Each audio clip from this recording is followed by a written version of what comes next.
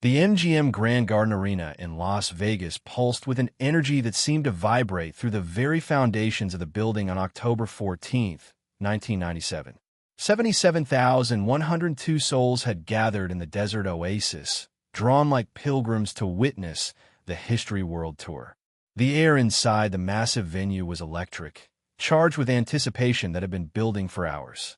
Many had camped outside the arena since dawn, enduring the Nevada heat with water bottles, handheld fans, and umbrellas for shade, all to secure their positions closest to the stage. Now, as the house lights remained illuminated, showing no signs of dimming despite the scheduled start time having passed 15 minutes ago, a collective murmur of anticipation rippled through the crowd. The seats, arranged in a perfect horseshoe around the massive stage, were filled with people from all walks of life. Businessmen in suits who had come straight from conventions, families with wide-eyed children clutching homemade signs, lifelong fans wearing T-shirts from tours decades past, and tourists who had altered vacation plans just to be present for this moment. The stage itself was a technological marvel, a sprawling construction of platforms, ramps, and hidden trapdoors, all meticulously designed to amplify the performance to come. Massive screens hung, suspended from the ceiling, currently displaying only the tour logo, a statue-like silhouette instantly recognizable as Michael Jackson. In the third row, center section, sat 70-year-old Maria Gonzalez, who had worked double shifts as a hotel housekeeper for 6 months to afford the ticket price. Beside her, her grandson Diego, a dance instructor in Phoenix, held her weathered hand, occasionally glancing at her face to witness the pure joy that radiated from her expression. 3 decades earlier, Maria had played Jackson 5 records in their tiny apartment in Guadalajara, dancing with Diego's mother when she was just a child. Now, 3 generations of their family were bound by this musical thread, a testament to the timelessness of the artistry they were about to witness. Backstage, beyond the heavy black curtains that separated fantasy from reality, Michael Jackson stood motionless in a small room converted into a temporary sanctuary. His slender frame, adorned in a gold and black military-style jacket embellished with medallions and epaulets that caught the light with each subtle movement, seemed to contain an impossible energy like lightning captured in a bottle, waiting to be released. His eyes were closed, lips moving in silent prayer. A pre-show ritual unchanged since his childhood performances with his brothers. Around him, dancers stretched and vocalists hummed softly, warming their instruments, while technicians spoke urgently into headsets, coordinating the hundreds of elements that had to align perfectly for the spectacle to unfold as planned. But in that moment, Michael was alone with his thoughts, centering himself, preparing for the transformation that would occur the moment he stepped into the spotlight. What the crowd didn't know, what even most of the crew had not been informed of, was that tonight would be different. In the VIP section, carefully shielded from the general audience's view, sat Elizabeth Taylor. The legendary actress, Michael's closest friend and confidant for over a decade, had arrived in a private car through the arena's back entrance, assisted by 2 aides who helped her navigate despite the pain from her recent hip surgery. At 65, she remained breathtakingly beautiful, her violet eyes as captivating as they had been when she first enchanted audiences as a child actress. She wore a simple but elegant black dress, her iconic diamonds catching the light, a stark white scarf draped around her shoulders, a gift from Michael years earlier. In her hand, she clutched a small silver object that occasionally caught the light, a custom-made charm bracelet Michael had given her on her birthday, featuring miniature silver recreations of significant moments in their friendship. Unknown to Elizabeth, Michael had been planning this night for months, coordinating with his production team to create a moment that would honor the woman who had stood by him through his darkest hours, who had defended him publicly when others turned away, who had taught him about the endurance of true friendship in an industry built on fleeting connections. As the minutes ticked by, the crowd's anticipation transformed from excitement to a kind of collective meditation. 77,000 heartbeats seemed to synchronize, the ambient conversation fading into a strange, expectant hush. And then darkness. The sudden absence of light triggered a primal response, a surge of adrenaline that manifested as a roar from the crowd, building in intensity as seconds passed with nothing but blackness and the disembodied sounds of synthesizers beginning to build a sonic landscape. Spotlights sliced through the darkness, scanning the crowd before converging on the center of the stage. Smoke billowed from hidden vents, creating an otherworldly mist through which a silhouette slowly rose from beneath the stage. The figure remained absolutely still as the music built to a crescendo, and then, with an explosion of light and sound, Michael Jackson was revealed. The reaction was visceral, a collective gasp followed by a wave of screams and applause that seemed to physically push against the walls of the arena. Michael, still as a statue for that first perfect moment, suddenly exploded into movement, his body becoming a conduit for the music that poured from the state-of-the-art sound system. The first hour of the concert unfolded like a perfectly choreographed dream, each song flowing into the next, each dance move executed with a precision that seemed to defy human limitation. Michael moved across the stage as if gravity were merely a suggestion, his voice soaring over the music, by turns delicate and powerful, intimate and commanding. The crowd responded to every gesture, every note, united in an experience that transcended mere entertainment, approaching something spiritual in its intensity. Maria Gonzalez found herself weeping openly during Earth's Song, the environmental anthem resonating with memories of her childhood home in rural Mexico. While beside her, Diego watched in awe as the man who had inspired his career as a dancer demonstrated why he was considered the greatest performer of his generation. In the VIP section, Elizabeth Taylor watched with a mother's pride, occasionally dabbing at her eyes with a monogrammed handkerchief, her famous composure momentarily overcome by the artistry of her dear friend. After a heart-stopping rendition of Billie Jean, complete with the moonwalk that still elicited gasps of disbelief despite having been part of his repertoire for 14 years, Michael moved to center stage as the music faded.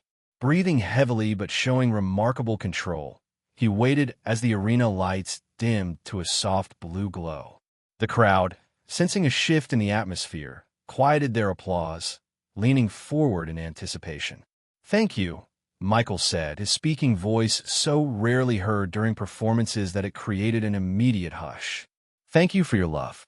His voice, soft yet perfectly audible through the sophisticated sound system, carried to every corner of the arena. "Tonight is special," he continued, his gaze sweeping across the sea of faces before him. "Tonight, I want to share something personal with you." The crowd's response was immediate, a wave of encouraging applause and calls of adoration.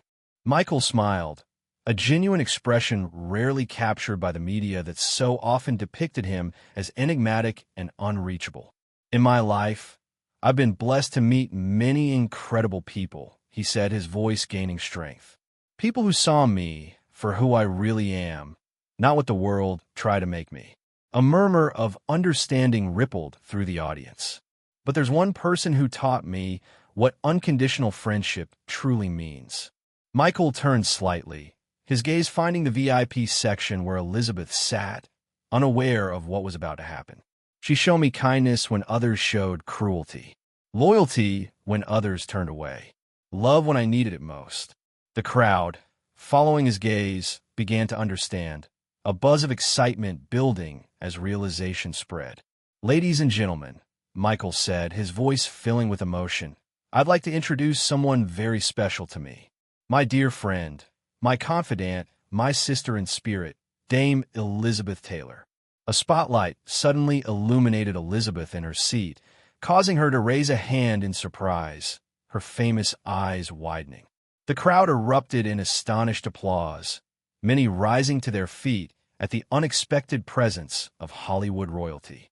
The cameras that had been filming the concert for a planned DVD release swung toward her, projecting her image on the massive screens above the stage. Elizabeth, ever the professional, composed herself quickly, offering a gracious wave to the audience, though her expression revealed her confusion. Michael extended his hand toward her section. "Elizabeth," he said, his voice carrying over the applause. "Would you join me?" For a moment, genuine shock registered on Elizabeth's face, visible to everyone through the massive screens. She shook her head slightly, gesturing to her hip, a private reminder to Michael of her recent surgery and difficulty walking. But Michael had anticipated this. With a subtle hand signal, two assistants appeared beside Elizabeth's seat with a wheelchair elegantly draped in black velvet. The crowd, understanding the significance of the moment, fell into a respectful hush as the assistants helped Elizabeth into the wheelchair and began guiding her toward a specially constructed ramp at the side of the stage. As Elizabeth was wheeled toward the stage, the band began to play softly. The opening notes of "You Are Not Alone," the ballad that had become an anthem of support and solidarity for Michael's fans. The 77,000 spectators remained standing, many wiping away tears at the unexpected emotional turn the evening had taken. When Elizabeth reached the stage, Michael walked over to meet her, kneeling down to embrace her in full view of the audience. The moment, captured on the overhead screens, showed two legends united by genuine affection, their faces reflecting a friendship forged through shared experiences of fame, scrutiny, triumph, and pain. The crowd's reaction was immediate and overwhelming, a wave of applause and emotion that seemed to physically move through the arena like a tangible force. Michael gently took the handles of Elizabeth's wheelchair himself, dismissing the assistants with a grateful nod, and guided her to center stage where a spotlight created a perfect circle of light around them. The music continued softly in the background as Michael handed Elizabeth a microphone. "I wasn't prepared for this," Elizabeth said, her distinctive voice immediately recognizable, carrying the weight of her decades in the public eye. The crowd laughed warmly at her candor. Michael has always had a flair for surprises. Her voice, though showing signs of her age, still carried the melodic quality that had captivated audiences since her childhood stardom. But that's who he is, always thinking of how to bring joy to others, even when the world hasn't always been kind to him. The arena fell silent, 77,000 people collectively holding their breath as Elizabeth Taylor, one of the last great stars of Hollywood's golden age, spoke from her heart about the man standing beside her. "I've known many talented people in my life," she continued, her gaze sweeping across the massive crowd before returning to Michael. "I've worked with the greatest artists of several generations, but I have never known anyone with a heart as pure as Michael Jackson's." Her voice broke slightly on his name, emotion momentarily overwhelming her legendary composure. The crowd responded with supportive applause, many openly weeping at the raw honesty of the moment. "The world sees the performer," Elizabeth said, gesturing toward Michael, who stood with head slightly bowed, listening intently. "I see the man who sits by my hospital bed for hours, reading poetry. The man who calls me at 3 a.m. because he's worried about children suffering in countries whose names many can't pronounce. The man who feels everything so deeply that sometimes I fear his heart might simply shatter from the weight of it all." Michael reached for her hand, visibly moved by her words. The cameras captured his eyes glistening with unshed tears, an unguarded moment that contrasted sharply with his carefully controlled public image. "In a world that too often celebrates the wrong things," Elizabeth continued, her voice gaining strength, "Michael reminds us of what truly matters: kindness, compassion, and the courage to remain gentle in a harsh world." She looked directly at him now, their joined hands raised slightly. "You've given so much to so many, my dear friend. Your music has been the soundtrack to countless lives. But what I treasure most is the gift of your friendship, pure, honest, and true." The silence that followed her words was profound. 77,000 people united in witness to a moment of authentic human connection that transcended celebrity. It lasted only seconds but seemed to stretch into eternity, a collective holding of breath before the arena erupted in what could only be described as a physical wave of emotion. The applause was thunderous, rolling through the space like a storm, punctuated by shouts of agreement and love. Michael, visibly overwhelmed, embraced Elizabeth again, whispering something in her ear that caused her to smile through her tears. He straightened up, took his microphone, and addressed the audience, his voice thick with emotion. "That," he said simply, gesturing to Elizabeth, "is love." The band, sensing the moment, began to play the full introduction to You Are Not Alone. Michael positioned himself beside Elizabeth's wheelchair, one hand resting lightly on her shoulder, and began to sing, not to the audience, but to her. His voice, normally so carefully controlled, carried the rawness of genuine emotion as he delivered the lyrics about support during difficult times, about the presence of love even in moments of isolation. If this story moves you, don't forget to like this video and subscribe to the channel for more rare moments from Michael's extraordinary life and career. Your support helps us continue sharing these glimpses of the man behind the legend, the moments that show his true character beyond stage.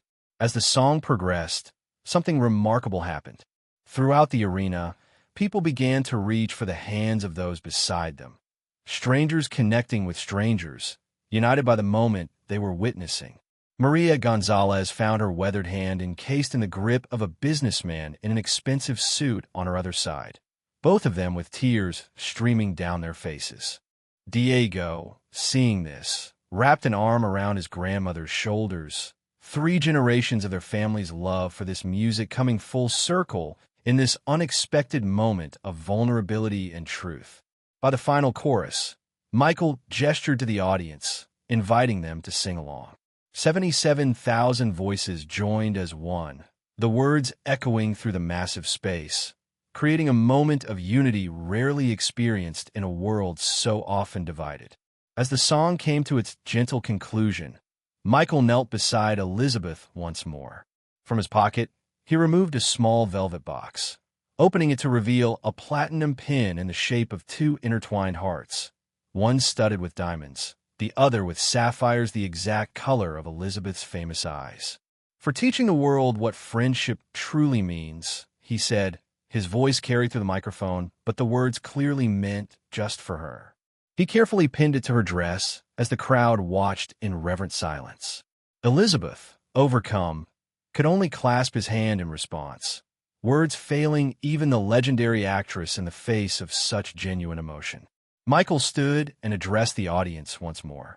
"Remember this feeling," he said, his voice stronger now. "This connection. This is what we're here for, to love one another, to lift each other up, to be each other's light in dark times." He gestured toward Elizabeth, "to be unafraid of showing our hearts."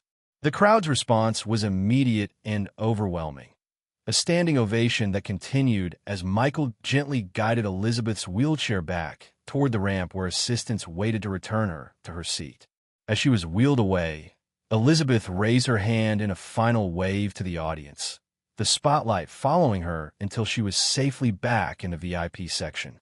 Only then did Michael return to center stage, visibly collecting himself, transitioning back into the performer the world knew. The concert resumed with renewed energy, every song seeming to carry additional emotional weight after the unexpected interlude. The audience, having witnessed something rare and genuine, responded with increased fervor. The connection between performer and spectators elevated to something approaching communion. 3 hours later, as the final notes of Man in the Mirror faded into the night, Michael took his final bow. Sweat-soaked and visibly exhausted, he nonetheless radiated a contentment rarely captured by the cameras that had so often portrayed him as isolated in his fame. "Thank you for sharing this night with me," he said, his voice hoarse from the marathon performance. "Thank you for your love. Please, take that love and share it with everyone you meet." That's how we change the world, one heart at a time. The lights came up slowly as Michael made his exit, the crowd still on their feet, reluctant to break the spell of the evening.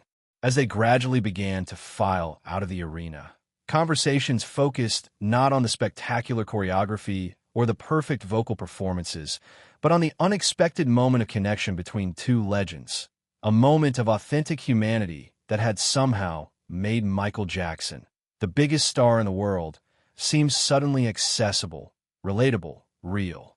Outside the MGM Grand, As the desert night enveloped the departing crowd, something unusual happened. Strangers who had sat beside each other exchanged contact information, made plans to meet again, shared embraces before parting ways. The spirit of connection that had been demonstrated on stage seemed to have infected the audience, breaking down the barriers that typically exist between individuals in a crowd.